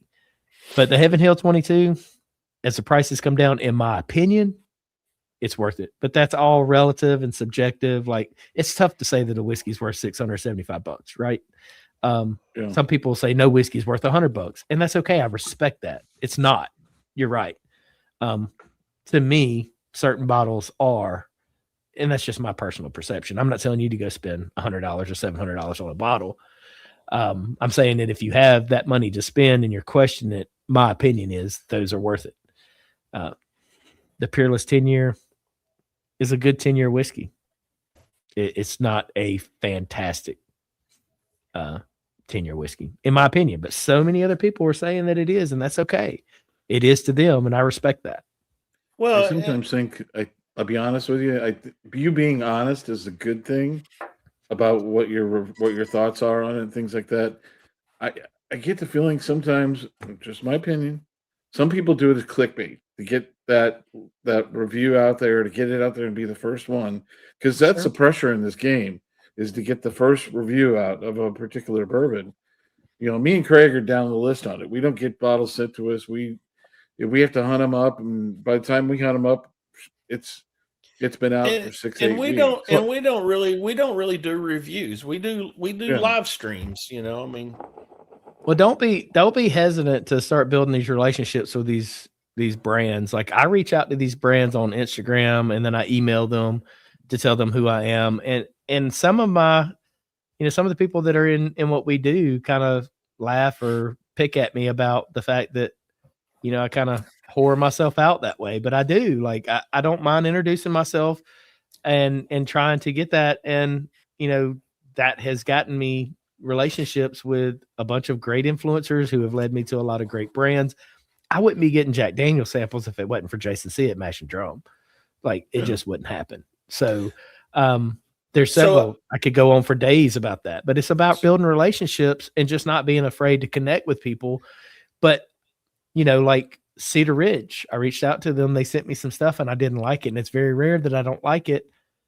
I didn't say it was bad. It's not bad whiskey. There are people that really like that. I haven't had any of their special single barrel, like really special bottles that people say that are great, but the ones that they sent me just didn't lend to my palate.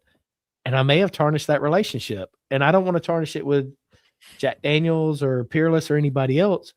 But I started this whole thing brutally honest because people always said that Brewtally and Fred Minute were bought and paid for. I don't believe that. Not for a minute. I talk to Fred all the time, and I don't for a minute believe that Fred would tell you anything based on a dollar. Maybe he does. I don't think so. But people said that. And I was like, I want to start a brand. I want to do that. And I don't want anybody to ever say that he was bought and paid for. And so Detling has never gave me $1, one bottle, 1 ounce of whiskey. I will tell you in a heartbeat if I have a Detling whiskey that I don't like. I am viewed as a homer, and that's okay. But I don't think anybody could taste Barrel 388 from Detling that likes Detling and say that it's not one of the most special bottles that ever came out of there, right? And it was my whiskey of the year last year, even though it wasn't I think Fred makes it like 400 to 600 bottles you have to have before he'll like review it. So it can't be single barrel special, right? Right.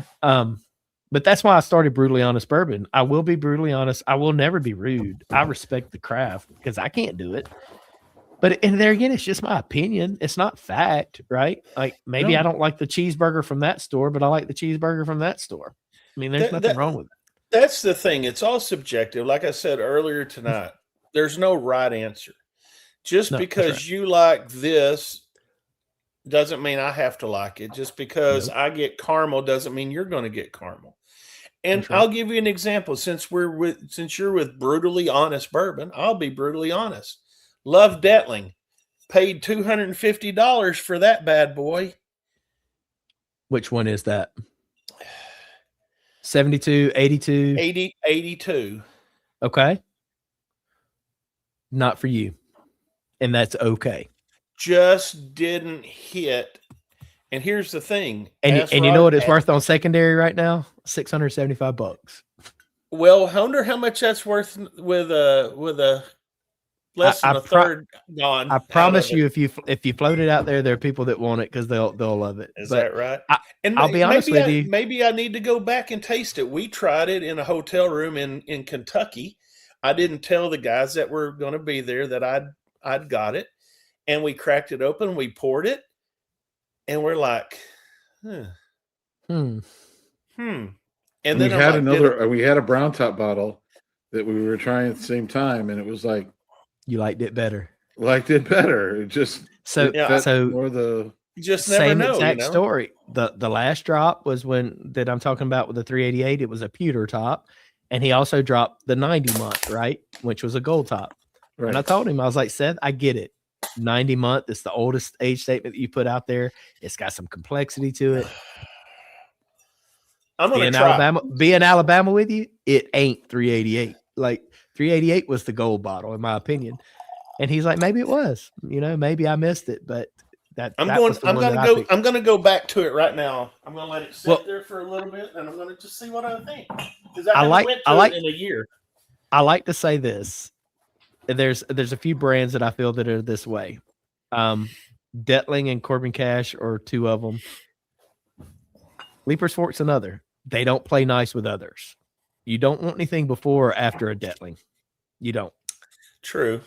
You want to go, for me, I want to go into a Detling, clean palate, and that's all I want. Now, if I rest the palate several hours later in the night and I want to go back to something else, maybe. But if I'm reviewing a Detling or Corbin Cash or Leapers, that's not going to be a multiple review day. It's going to be one bottle reviewed and we're done. I'm going to let it sit there just a minute. Okay, so a little bit of Fusion Barrel. Did you get any of that when you were there? I did not. They blended I've got that half of column still and half pot still into a barrel. Nice. And what's the age on it? It looks a little light.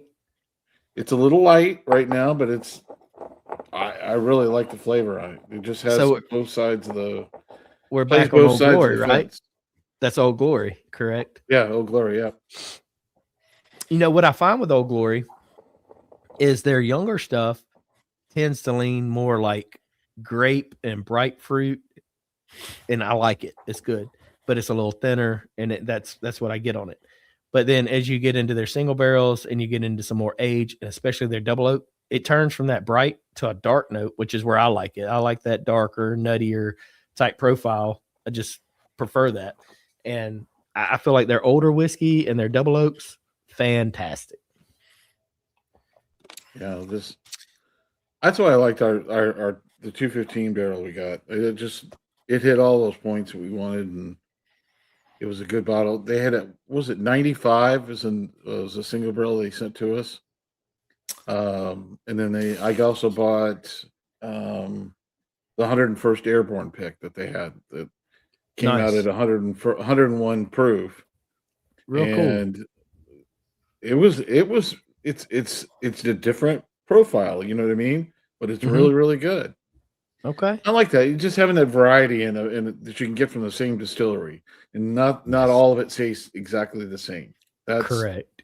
That's the key to it. And that's why the single barrels are so much fun. They are. And sibling barrels sitting side by side in the rick house and taste totally different, right? Oh yeah. We found that out at Jim Beam. Yeah, it's crazy how the chemistry on all that works. I just want to put this out again for everybody that's watching. We are giving away tonight a Madeira cask finish Nelson Brothers bottle tonight. If you'd like to donate, $5 gets you 2 entries. Just want to pay the shipping on this thing. So anyway, if you want to get in on it, now's your chance. Just go to that Venmo link. Brandon, so you've talked about, doing all these picks and flavor profiles and everything that you like. So I'm going to give you a distillery, okay? You have complete control over everything. What is going to be your mash bill?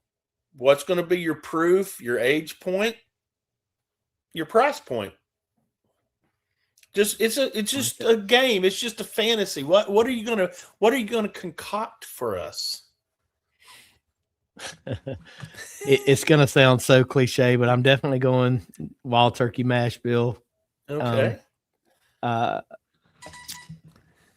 think that that I don't want investors. I don't want corporate involved, right? I would like to have the capital to do it myself, make all the decisions. I'd like the affordability to grab really good culinary grain. And I'd like to offer bottles to people at $100 or less for sure. And I think your entry point on your barrel entry proof needs to be lower, similar to what Detling Hard Truth and Michter's does. And I think you need to lean towards more of an oily, like darker profile with a thicker mouthfeel, because that's just what I'm a sucker for. But did I answer all your questions there? I think you did. I don't know. I'm over here. Yeah. I'm over here counting money right now. You know how it is when you do these live streams. I don't even know what you said, but I I know trust. what he said. I enjoyed it because, like you said, the wild turkey mash bill is, to me, one of my favorites. And again, we go back to our time we sat with Jimmy, getting a chance to get his autograph at the distillery, and cool. I'm jealous of that. I haven't done that. Oh man, you need to get up. You need to get up there, know. because Jimmy's 91 now. 91, I believe. Yeah. My favorite memory is me and my buddy who went there, and I took him on a trip to the Bourbon Trail when he rang the bell for his cancer. He had gotten, he was cancer free, and we're going around. We went to the Wild Turkey, their temporary gift shop, and other people have heard this story, but they're the temporary gift shop. Walked in there. We thought maybe we'd get lucky. He'd be there. He wasn't. We met.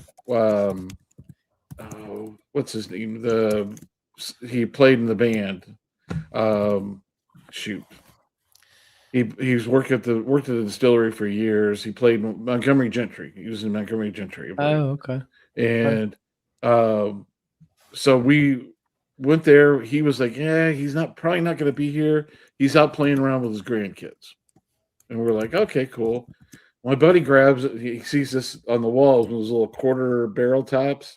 It says Wild Turkey on it. And he goes, it says, "Don't change a damn thing on it." I love it. Goes, "Okay, I want it." He takes it down. We're walking out the door. We go to the parking lot. He goes, "What am I going to do with this? What am I going to do with this?" And I go, "You're going to get the man who just pulled up in the minivan with a hat in his window to sign it." Awesome. He pulls up and gets up there. We're standing on the other side of the parking lot, and Geretta rolls down the window. "Boys, he ain't going to leave here until you all come over here and talk to him a bit." That's cool. Walked over, started talking to him, and it was such a good experience. And he calls into the tasting room and had him bring out a gold paint pen, and he signed up the barrelhead for Jerry. And I was like, too cool. Just couldn't fit a better time. And yeah, Mr. Rudda was like, she was awesome. She's just the nicest person. We met his grandkids. They were like, "Oh, we understand. We see it all the time. It happens all the time." Right. And so there's a few bottles that I will never drink, and one of them is his 70th anniversary bottle. Where is it at? Signed by Mr. Jimmy. I've got an 8-year sign by him, but you know what? I'll drink it. I got a no signed one of the Booker's 24s for me. I'm drinking that too. So well, we gave away earlier this year. We gave away a bottle. The story. We went there last October, and we got a bottle signed by Fred No, by Jimmy, and by Geretta, and we raffled. It was the Booker's batch. It was a Booker's batch. Jimmy's batch of Booker's, yeah. Okay, cool. But I'll never drink that one just because I remember the story so well of going in there, and Jimmy, I handed him that bottle. The only bottle I saw the whole week I was in Kentucky. Found that one in Bardstown. And he says, "That's a real hard bottle to find. I hope you didn't pay too much for it." And I said, "No, I paid MSRP." He goes, "Good, because there's too many people that are hoarding that bottle and jacking the price up on it." Don't worry, Jimmy. When I get home, I'm gonna put that on secondary with your signature on it. No. Right. No, No. my thoughts are we're all like short timers, man. Like enjoy the whiskey, crack that bottle, yeah. and reminisce over the fact that he signed that bottle for you. So Fred signed my bottle at a dinner that I went to with the Spot 280, and at that dinner, I told him that I had just gotten a bottle of the Batch 2 lineage, and I was like, it doesn't appear to be Ellie worthy.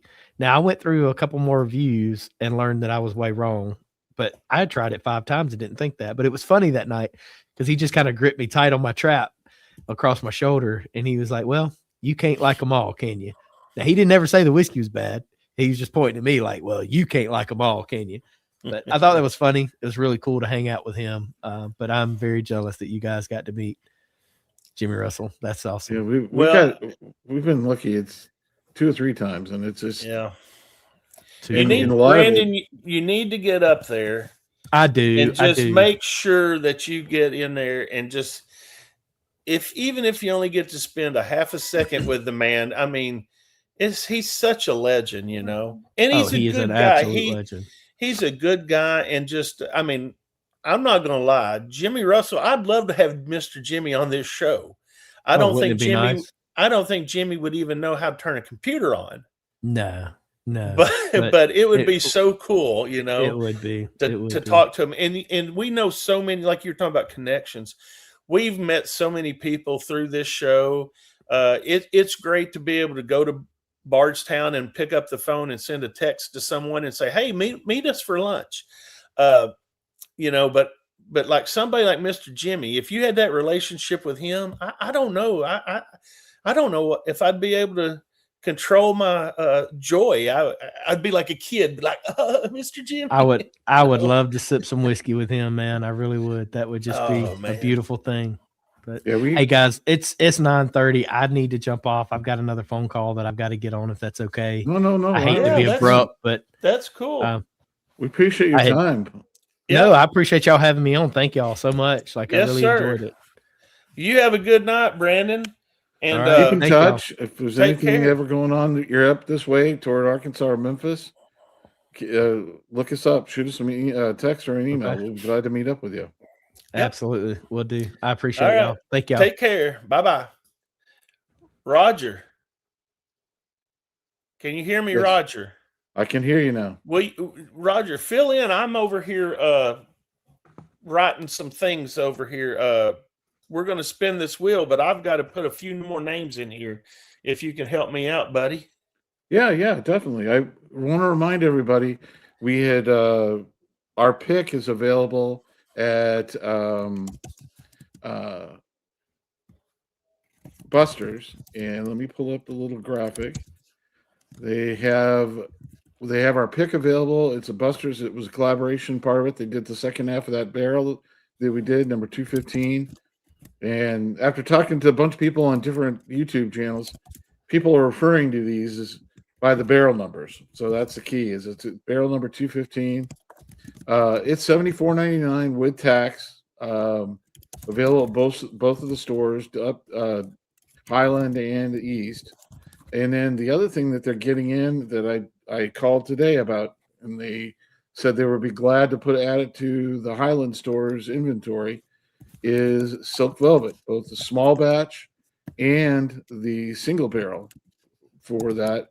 I know there's a few people that probably had it at the KBF, but if you haven't had it, it's 107 proof. Most of the single barrels are around 7 years plus. The small batch is basically 12 barrels of 7 year that's blended together to make the small batch. It is a very good bourbon. We're going to try to get these folks on the show, but lately they've been very busy trying to sell the brand, sell their product. So if you get a chance and you see it somewhere, even if it's not a Buster's and you're out somewhere else, please give it a try, because the small batch, $49.95 or $59.95, is a really good deal. Yes, sir. Also, Craig, did you see someone did a Venmo? I am, Roger, taking care of that. Super chat. Yes. Okay. here's what I want to do. I want to thank everybody for watching tonight. And please go out and hit like and subscribe. That really helps us. And we would appreciate it. See, $20, that's 5, 10, 15, 20. That's what, how many is that, Roger? Help me out here on my math. You're a banker. That'd be 8. 8 picks, yeah. Yeah, this is the one bad thing about doing this live is when you don't have, like, since Will's not here tonight, I'm trying to do double duty here, and it's hard for me to talk and chew gum and do everything all at the same time. Has anybody got any questions? There's a lot of things that have been coming out. Let's roll this thing in as far as we can. I've had a hell of a good time tonight. Brandon got out of here before I could try this Detling. I'm going to try that Detling now. Yeah, I've enjoyed the Detlings I have are a lot of the older ones that, go back probably 3-4 years. And again, that's what I enjoyed. First fell in love with it. And I had put them up against some of the stags that I was getting at the time and enjoyed it better than the stag just because of the profile and the body and the depth on it. But so I will just give my opinion. It's better than what it was when we were there. Maybe it was because it was a fresh crack. I don't know if it was worth the $250. I'll be honest. It kind of has the same profile as most of the other bottles. It's got that coffee, that chocolate on it. It's dark a good chocolate, bottle. yeah. But I mean, compared to, I've got some bottles here that were what, $60-$70, and now this one's $250. I don't know. Let's take a few viewer calls. How about that? Or long-time listener, first-time caller, Kenneth Tupelo Runner says, great guest. I think Brandon is both genuine, good for YouTube. Good call on engaging him. Well, I can't take credit for getting Brandon. I got to send that out to our good buddy, Daniel Beasley. Daniel got Brandon on the show, or at least got contact of Brandon to me, and then we hooked up and got him on the show. So yeah, he was a good guest. Very informative.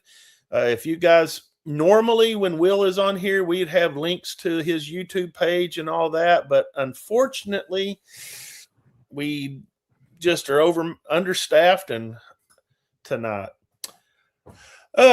Yay, B. Let's do a turkey pick with Mr. Jimmy. Absolute boy, wouldn't that be something if you could have Mr. Jimmy do a pick with you? Oh my God, that would be like epic. That shit would sell out like within seconds. Yeah, you thought. And you know what it would be, Roger? It'd be like Wild Turkey 101. Don't change a damn thing. That's how it's going to be. Yeah, it's difficult to beat the base Wild Turkey 101, and that's what. But when they did that, they did the 10-year that he did. That was epic. And the 8-year bottles and some of those have been just really, really, really fantastic. Okay, I want to throw this out here real quick. We're gonna leave this Venmo up for 4 till 1:40. Where it says live 1.37. We're in for an hour and 37 minutes. At 1:40, we're going to cut it off. So this is your last call for alcohol, if you will. So we're going to run that there just a little bit longer. Let's see, what else do we have here, Roger? Well, let's talk about next week. Next week, we were going to have on a great guest, but sometimes life happens. And when life happens, you just have to go with the flow. We were going to have Jonathan Maciano on from K-Luke. He had a conflict interest. His son got into an all-star baseball tournament, and so they had to change their timing around and all that. So we will not have Jonathan on next week. We're in the process of rescheduling him. I know a lot of people like K-Luke, love K-Luke. I just want to pick the guy's brain. So hopefully we'll get him back on soon. I can say this. We're booked out on guests other than next week and June 11th. We've got guests every day up until the 4th of July. So If you guys like what we're doing, by all means, like I said, like and subscribe. And if you know anybody, here's the thing. It takes a village. I've said this before. It takes a village. So if you know anybody that you would like to have on our show, or know if, have a contact or whatever, hey, shoot me a message over here at the Bourbon Legends Media.gmail. Or I'm sorry, the Bourbon Legends Media at gmail.com. And I'll go after them. That's one of the things I wanted to pick Brandon's brain about, is like how he says he's a whore and he's whoring himself out to these people. I was going to ask him how many people never reply back to him, because I have that problem a lot. Roger, take the No, wheel, the other, if you will. the other thing I was going to tell you is that there's a real need on the show for the guest to put out some questions when we do these interviews, talking to these people, talking to some of the other guests. One of the things I will point out is that with K. Luke, I know a group of the folks from Indiana had at Red Barrel. He came there and did a tasting this last week, and apparently they picked out a single barrel of K. Luke, which is going to be available up at Red Barrel. Alex up there at Red Barrel, and I know Mark Pruitt was involved, and Mike Brock was involved, with quite a few of the other folks up there. They said it was a fantastic time. They enjoyed it, and we just would love to have it distributed in the state of Arkansas if we could. Look at Bortner. Bortner says all my questions tend to be inappropriate. That is true. I'll have to vouch for we'll that. have to vouch for that. And Mike, our special guest next week, we might have to censor you. Yeah. So next week I'm going to be at the beach. I'm going to be in Pensacola Beach, and I'm going to try to get some bikini girls on here. I don't know if I'm going to. I mean, how successful can a 54-year-old fat white? I mean, when I say white, I'm like, I'm white. The sun hasn't seen me much this year. I don't know want the sun to see your belly again. No, because we're not going to relive that. About what was that, 2 years ago? Lobster belly. No, that was not good. That was not good. Anyway, let's say here in about 3 minutes we give away that bottle. Okay. Does that sound good, Roger? Entry on there? I got Marty on there for sure. Got Marty. Okay, good. So anyway, like I've said before, please like and subscribe. It helps us out. We're trying to get to 1,000 subscribers. I mean, somebody like Brandon has 7,000 subscribers. We have 600, not even 600. Well, yeah, 575 earlier. So yeah, we're small potatoes in this whiskey game. And so come on, please like and subscribe. Share this page with your friends if you like what you see. Come on. All right, Jackson Harrell. Hold on, I think I know this dude. Is this the Jackson Harrell I know? Is this is this Jackson? Is this Presley's Jackson? Say yes or no. I don't want to say too much here, Roger, until I can see who this Jackson Harrell is, because I think this is my niece's boyfriend. I didn't want to tell him that if it is, it might be his girlfriend that's in the bikini on the show. Well, he's looking for the top. Yeah, five it is. Jackson has been to my. Jackson has been to the speakeasy here, the Hidden Key. Yeah, we may have to have Presley and Ella on our show next. Or not next. Is it next Thursday? Not next Thursday. Thursday after. No, I'm wrong. I'm not going to be at the beach next Thursday. I don't know. Maybe I'm totally wrong on all this. We have a guest next week, Roger. It is the CEO of Blue Note next week. Well, crap! You've been telling us. Okay. Yeah, it's been a busy week. We've been worried about Will. Donna says, "Don't go lying on the beach. I would hate to see you get harpooned." Oh, that hurts. That hurts. Hi, Donna. Okay. All right, here we got a question from my eyes are bad. Hold on, I need some more of these allocated tiers. Should bourbon from other states be considered equal in prestige and quality? Absolutely. The only thing about bourbon that makes it bourbon is it has to be 51% corn, has to be aged in new oak barrels. I don't think Kentucky has anything to do with it, No, and honestly. I think every state's got their own nuance that they add to it. Because you look at what gets done in Alabama, and or done in Mississippi, Texas. It's all Washington, different. New York, it's all different. Yeah. Yeah. Let's go back to Jackson. What are y'all's top 5 bourbons? I'm trying to surprise my dad for Father's Day. Well, Jackson, I'm going to tell you next week, if you're not drinking beer, or week after next, if you're not drinking beer and setting your butt on the beach, I've got a few spots in Pensacola I'm going to. So maybe you might want to take a ride to Pensacola and see if we can't find some things. So if your dad is new to drinking bourbon, I would start out with, just putting this out here. If I had to buy somebody who's never really had bourbon, 5 bourbons, I would start out with something, more inexpensive. I would do a Maker's Mark, which is a wheated bourbon. I would do let's see. I would probably do an Eagle Rare. I would probably do a Buffalo Trace. That's 3. I would do a Wild Turkey. Maybe on a Wild Turkey, I'd go with like the 8-year. You could do a 101 as well. And see what else, Roger. I need one more. Maybe a Elijah Craig. Maybe throw in that Elijah Craig rye would probably be a good one. Elijah Craig Even though toasted. or toasted, yeah, either one. What would your 5 be? And see, I left out Jack Daniels too. So See, and I'm not gonna put Jack Daniels on the list. I like Jack Daniels and I enjoy it. Wild Turkey's probably going to be close to the top of my list. So the 101 or one of the other, or the Kentucky Spirit, if you want to go up a little bit in a premium type quality for it. Rare Breed from Wild Turkey, if they're an experienced drinker and they like proof.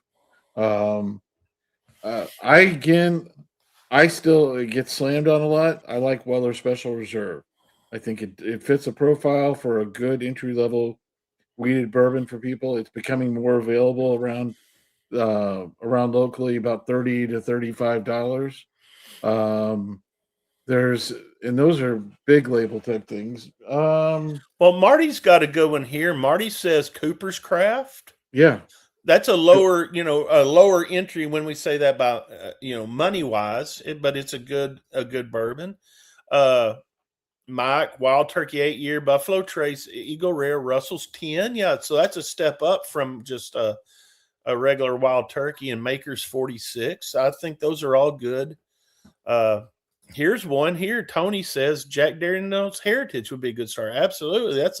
That's a damn good bottle. E.H. Taylor Small Batch. I mean, that's the thing. Yeah, you can get E.H. Taylor Small Batch now almost anywhere. So let's go to the man here. Ernest Peacock says Elijah Craig single barrels at 94 proof in the Memphis area. Yeah, absolutely. Justin, Elijah Craig 11-year barrel proof B series. Jesus, get a little bit more specific there, Justin. God dang. I'm going to give Justin a hard time. Larceny is a pretty good entry point. Yeah, well, hey, JTS Brown is a very inexpensive bottle, but it is very good if you're talking about that. These are all very good suggestions. That's basically Old Fitz. That's early. That's younger Old Fitzgerald. So yeah. Henry McKenna. All right. Jackson says $200 budget. He's slightly experienced bourbon drinker. I would just kick it up a notch, and I would go with, like the Russells, 10 years. What else, Roger? Russell Store Pick. A Russell Store Pick. Store Pick. 107 Liquor in trying to think. North Little Rock's got a great Russell's reserve store pick. Well, what about Old Forester? Any single barrel? You're talking about what? About $88 for a single barrel, especially if you like something hot, with a higher proof. Those would be good ones. And they've got them available all over the place here. Spring Hill Liquors has them. Quite a few of the stores have single barrels available. Hey, look, you bring that $200 to the beach, I guarantee you I can spend it real freaking fast. This is a great bottle here, the Knob Creek 12. Yeah, we didn't even think about that. Old Forester 1924. Absolutely. Those are all good bottles. Russell says Old Forester Black Label. Yeah. I'm not going to kick any of you guys out of bed.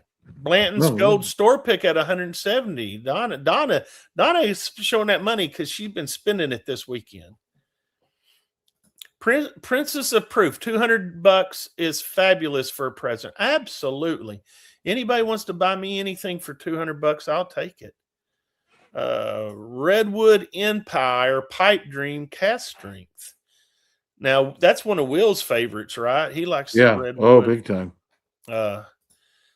I'm surprised at this one right here. Is this a Tupelo Runner? Find a Weller 107. Absolutely. 107. Jack Daniels single barrel proof rye. Knob Creek 12 is solid. Yeah, all of those are good. You come over here and shop at my store here. My choices aren't low end, so don't start low end if he likes bourbon. KC 120, Knob Creek 120, or 100 proof Old Fitz 7-year. Yeah, you're gonna spend a little more money. I don't know around here where you'd find an Old Fitz 7-year. James and his Little Book Infinite. That's a good bottle. Look at this. Just take the $200 and bring your dad to the strip club. Ours got closed down, Justin. We don't have none anymore. You know what? I just don't think Justin's right. I just don't think he's right. Cajun. He's a Cajun. All right. Great choice. If you like weeded bourbon, is up there with Weller 12. And which one are you talking about? Is that Kalama? Well, how the hell do you say that, Roger? Kalama. Yeah. Kalama. Which one are we talking about, Kalama? A great choice if you like weeded bourbon is up. Oh, okay. I get it. The Weller 12 is a good one. I got you. 1792 foolproof. Boy, I got to put some of this stuff in my eyes. I'm getting allocated tears over here, man. Oh, boy. Oh, gee whiz. You're going to run out of that. You're going to have to keep sending you samples until you get it out. I need some. I need some samples of this. Oh, my goodness. Oh, it feels so much better. Hey, we've got 37 people watching. Y'all want to watch another commercial? Y'all want to watch another sponsor? Oh, if you want to see another sponsor, you say yes, and we'll play it. We got to do the contest at some point. They're waiting. We will. Well, I love it. I love talking here with the guests.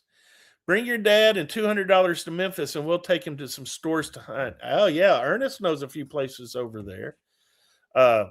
Scott does not want to see another commercial. Olin does not want to see another commercial. Okay, well, good. I'm glad y'all don't. That's how they pay the bills around here, though.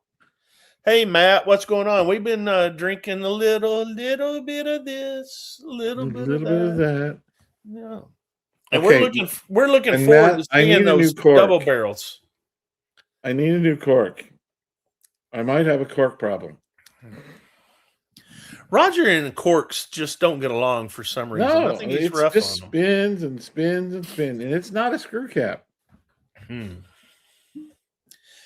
My people's choice here, or people's pick, I can barely get the cork out of it. That thing's got a hell of a cork pop every time I open the damn. Yeah, I always break corks. I'm just Roger, that was one of his beefs with Silk Velvet, is the cork disintegrated on him. I don't think it was Silk Velvet's fault. I think it was Roger's. Well, all I know is this. Matt Carter is just north of us in Poplar Bluff, Missouri. The show me state. What are you doing up there? Hawking your goods? Or are you mowing somebody's yard up there, Matt? Mowing a yard. Did you not see Matt's yard? How pretty and green I it saw was? it. I saw it. If it doesn't work out at the distillery, he could become a yard boy. Start pushing them yards. In charge of yard maintenance. You know. Look, we're 6 minutes at the top of the hour. Screw it. We're going to give this bottle away. What do you say? And we're going to milk you guys for 6 more minutes just because, I don't know, we ain't got nothing else to do, I guess. Here we got breaking news. Costco in Kentucky, he thinks, was selling Old Fitz 7-year for $44.99. Yeah. Wow. That's what is the price point on the 7-year on this one right here, Roger? 59. It was $59.95 and $64.95. So the 7-year was cheaper than that. Damn. Hey James, thanks for putting out these links. James stepping in. Where is it? James is stepping in here for Will, while Will is out on maternity leave. I'm sorry. Ernest says, "Are you hawking in somebody's yard?" I love her. I love it. I tell you what, I've said this once and I'll say it again. I am very, very jealous of Ernest's last name, Peacock. I would love for my name to be Colonel Craig Peacock. I like that. Look here, Mike from JT Mellick will be on our show. Oh, you scored, Mike? Cool. We'll have to be sure and tune in Tuesday nights. And we'll watch on YouTube and Facebook. Mr. Mike from JT Mellick. Cool. Hey, Justin, next time you drop one of those free links like this and I highlight it, it ain't going to be free. It's going to cost you, buddy. I'm going to come down there and you're going to take me to a strip club or something.